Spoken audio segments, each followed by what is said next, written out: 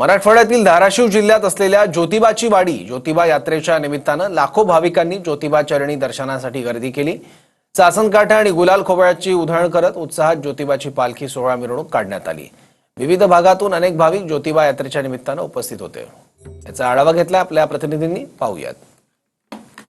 ज्योतिबाच्या नावानं चांगवळ अशी घोषणा देत खरं तर गुलाल खोबऱ्याची उधळण करत धाराशिव जिल्ह्यातील भूम तालुक्यातील ज्योतिबाची वाडीतील ज्योतिबा यात्रा मोठ्या उत्साहात संपन्न झाली। आपण सुद्धा पाहू शकता की ज्योतिबाच्या या ज्योतिबा मंदिराच्या मुख्य गाभाऱ्यात आपण आहोत आणि ज्योतिबाची जी विलोभनीय मूर्ती आहे ती विशेष अशा फुलांनी या मूर्तीची सजावट करण्यात आलेली आहे आणि थोड्याच वेळापूर्वी या ठिकाणी गुलाल खोबऱ्याच्या उधळणीमध्ये ज्योतिबा पालखी सोहळा संपन्न झाला। मोठ्या उत्साहात, नाविन्यात, चैतन्यात आणि आनंदामध्ये हा ज्योतिबा यात्रा उत्सव संपन्न झालाय। तर महाराष्ट्रातल्या कानाकोपऱ्यातून लाखो भाविक या ज्योतिबाच्या लीन होण्यासाठी येत असतात।